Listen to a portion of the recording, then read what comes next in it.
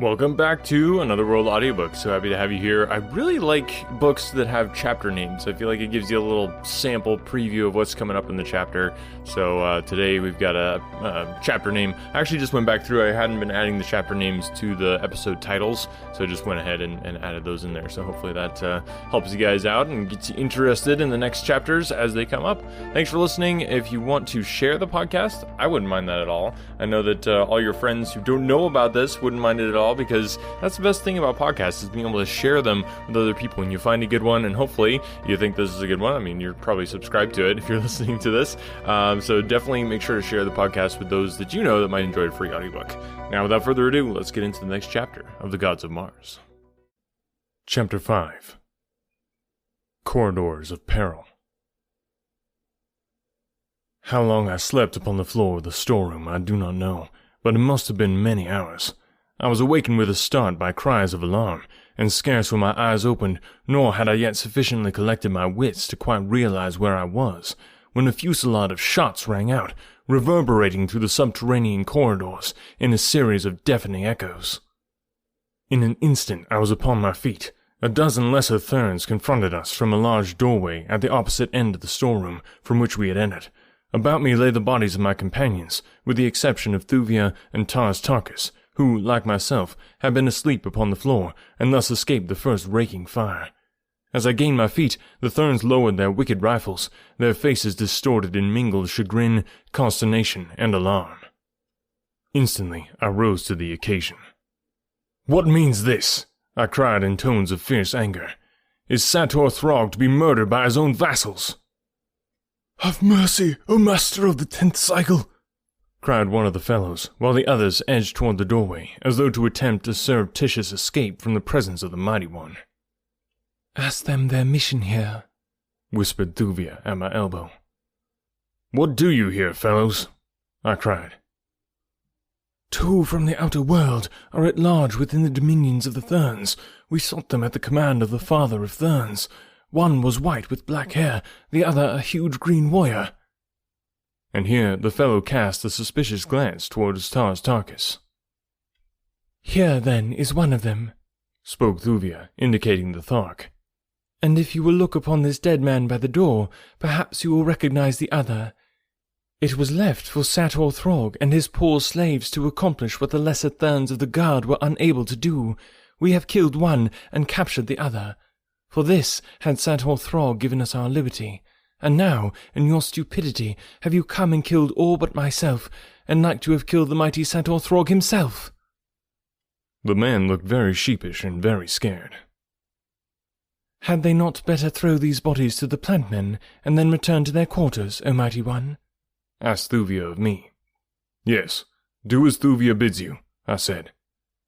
As the men picked up the bodies, I noticed that the one who stooped to gather up the late Sator Throg started as his closer scrutiny fell upon the upturned face, and then the fellow stole a furtive, sneaking glance in my direction from the corner of his eye. That he suspicioned something of the truth I could have sworn, but that it was only a suspicion which he did not dare voice was evidenced by his silence. Again, as he bore the body from the room, he shot a quick but searching glance toward me, and then his eyes fell once more upon the bald and shiny dome of the dead man in his arms. The last fleeting glimpse that I obtained of his profile as he passed from my sight without the chamber revealed a cunning smile of triumph upon his lips. Only Tars Tarkus, Thuvia, and I were left. The fatal marksmanship of the Therns had snatched from our companions whatever slender chance they had of gaining the perilous freedom of the world without.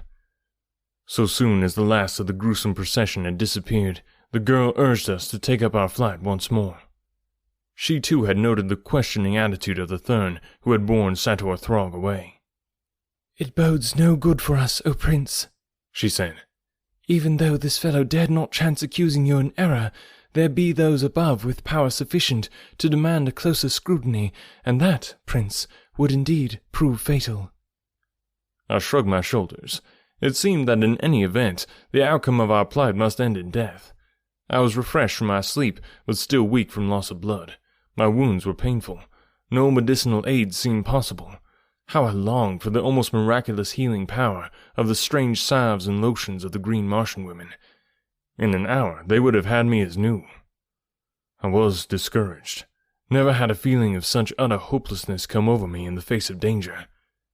Then the long flowing yellow locks of the holy thorn, caught by some vagrant draught, blew about my face. Might they not still open the way of freedom? If we acted in time, might we not even yet escape before the general alarm was sounded? We could at least try. "What will the fellow do first, Thuvia?" I asked. "How long will it be before they may return for us?" "He will go directly to the Father of Thurns, old Matai Shang. He may have to wait for an audience, but since he is very high among the lesser Therns, in fact, as a Thorian among them, it will not be long that Matai Shang will keep him waiting. Then, if the Father of Thurns puts credence in his story, another hour will see the galleries and chambers, the courts and gardens, filled with searchers." "What we do, then must be done within an hour. What is the best way, Thuvia, the shortest way out of the celestial Hades?" "Straight to the top of the cliffs, Prince," she replied. "and then through the gardens to the inner courts. From there our way will lie within the temples of the Therns, and across them to the outer court. Then the ramparts. Oh, Prince, it is hopeless. 10,000 warriors could not hew a way to liberty from out this awful place. Since the beginning of time, little by little, stone by stone, have the Therns been ever adding to the defences of their stronghold. A continuous line of impregnable fortifications circles the outer slopes of the mountains of Ots. Within the temples that lie behind the ramparts, 1,000,000 fighting men are ever ready. The courts and gardens are filled with slaves, with women, and with children. None could go a stone's throw without detection." "If there is no other way, Thuvia, why dwell upon the difficulties of this? We must face them." "Can we not better make the attempt after dark?" asked Tarkis. "There would seem to be no chance by day." "There would be a little better chance by night, but even then the ramparts are well guarded, possibly better than by day. There are fewer abroad in the courts and gardens, though," said Thuvia. "What is the hour?" I asked. "It was midnight when you released me from my chains," said Thuvia. 2 hours later we reached the storeroom. There you slept for 14 hours. It must now be nearly sundown again. Come, we will go to some nearby window in the cliff and make sure." So saying, she led the way through winding corridors, until, at a sudden turn, we came upon an opening which overlooked the valley door. At our right, the sun was setting, a huge red orb, below the western range of Ots. A little below us stood the Holy Thurn on watch upon his balcony. His scarlet robe of office was pulled tightly about him in anticipation of the cold that comes so suddenly with darkness as the sun sets. So rare is the atmosphere of Mars that it absorbs very little heat from the sun. During the daylight hours, it is always extremely hot. At night, it is intensely cold. Nor does the thin atmosphere refract the sun's rays or diffuse its light as upon Earth. There is no twilight on Mars. When the great orb of day disappears beneath the horizon, the effect is precisely as that of the extinguishing of a single lamp within a chamber. From brilliant light, you are plunged without warning into utter darkness. Then the moons come, the mysterious magic moons of Mars, hurtling like monster meteors low across the face of the planet. The declining sun lighted brilliantly the eastern banks of Chorus, the crimson sward, the gorgeous forest. Beneath the trees, we saw feeding many herds of plant-men. The adults stood aloft upon their toes and their mighty tails, their talons pruning every available leaf and twig. It was then that I understood the careful trimming of the trees which had led me to form the mistaken idea, when I first opened my eyes upon the grove, that it was the playground of a civilized people. As we watched, our eyes wandered to the rolling Is, which issued from the base of the cliffs beneath us. Presently there emerged from the mountain a canoe laden with lost souls from the outer world. There were a dozen of them. All were of the highly civilized and cultured race of red men who are dominant on Mars. The eyes of the herald upon the balcony beneath us fell upon the doomed party as soon as did ours. He raised his head, and leaning far out over the low rail that rimmed his dizzy perch, voiced the shrill, weird wail that called the demons of this hellish place to the attack. For an instant, the brutes stood with stiffly erected ears. Then they poured from the grove toward the river's bank, covering the distance with great ungainly leaps. The party had landed, and was standing on the sward as the awful horde came in sight. There was a brief and futile effort of defense, then silence, as the huge, repulsive shapes covered the bodies of their victims, and scores of sucking mouths fastened themselves to the flesh of their prey. I turned away in disgust. "Their part is soon over," said Thuvia. "The great white apes get the flesh when the plant men have drained the arteries. Look, they are coming now." As I turned my eyes in the direction the girl indicated, I saw a dozen of the great white monsters running across the valley toward the riverbank. Then the sun went down, and darkness that could almost be felt engulfed us. Thuvia lost no time in leading us toward the corridor, which winds back and forth up through the cliffs toward the surface thousands of feet above the level on which we had been.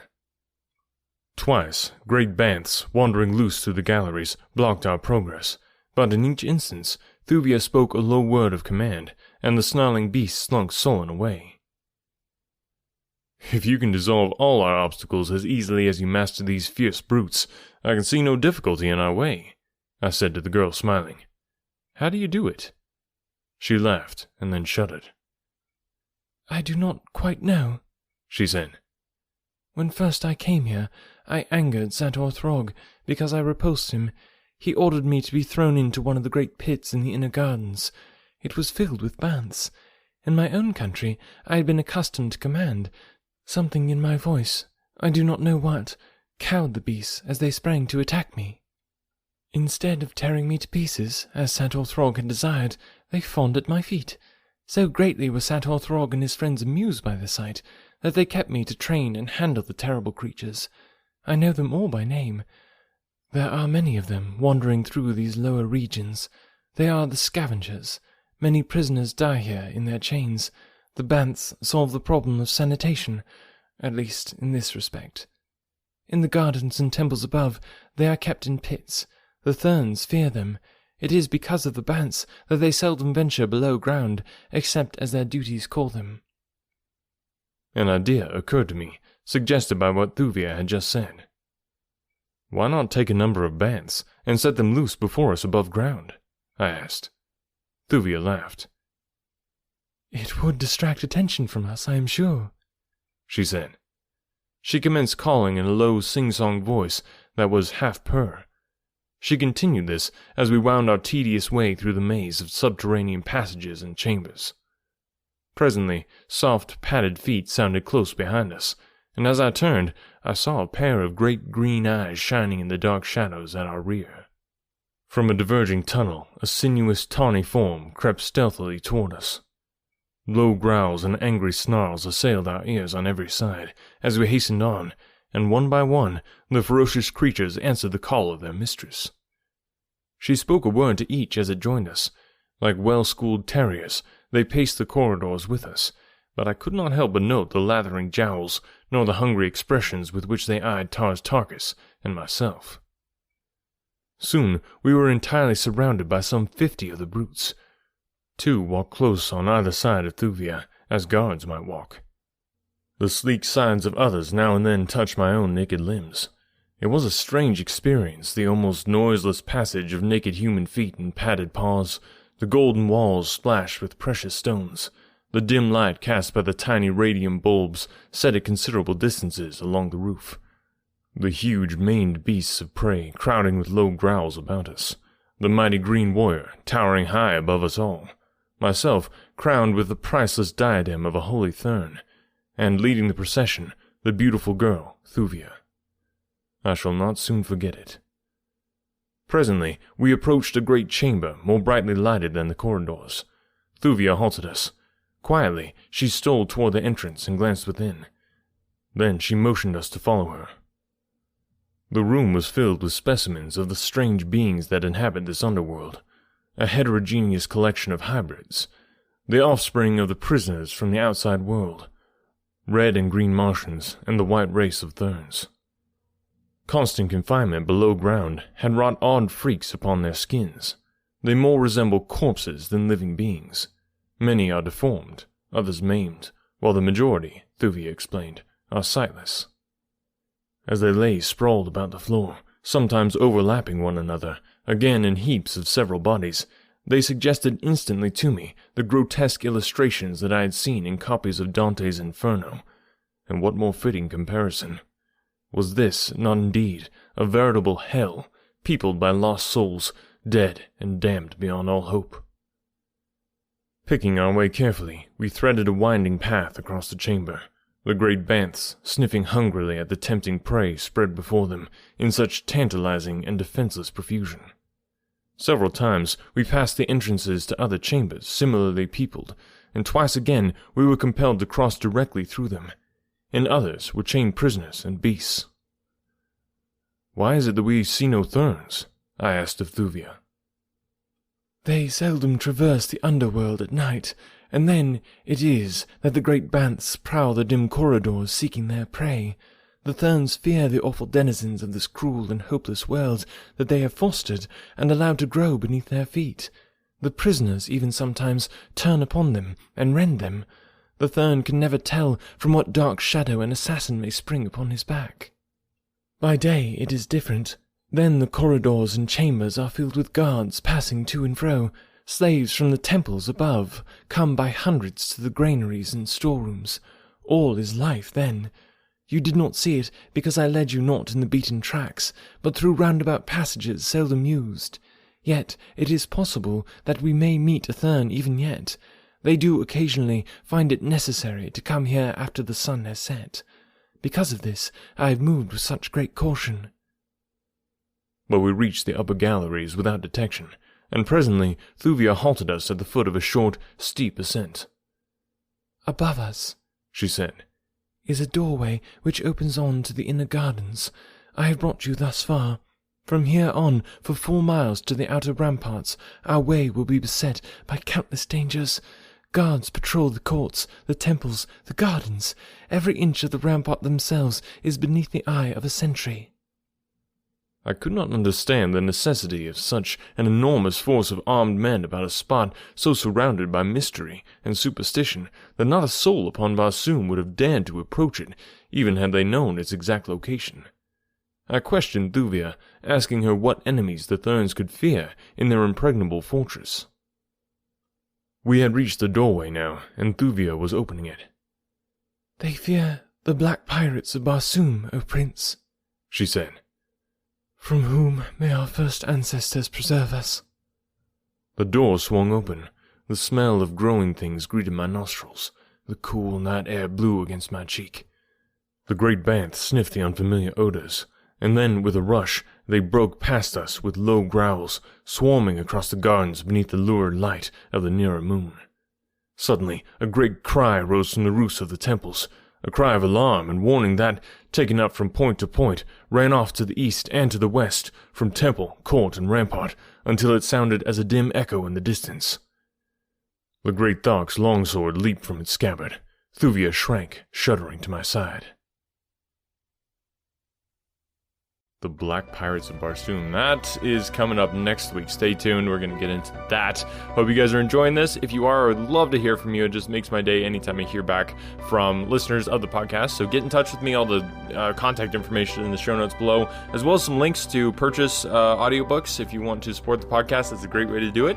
I offer them for a really good price compared to where you can get them. Like Audible and stuff is usually on the expensive side. So there's some really great non-Audible audiobook distributors. You can actually get them on libraries as well. So all the books that I've done, I have put on libraries. So check your local library for audiobooks. There's a couple different apps that allow you to do that. One's called Libby, I think, and there's a couple others. But yeah, check that out if you want to listen to the audiobooks. It's a great way to support the podcast, and I really, really appreciate it. So I hope you guys have a great week, and we'll talk to you next week.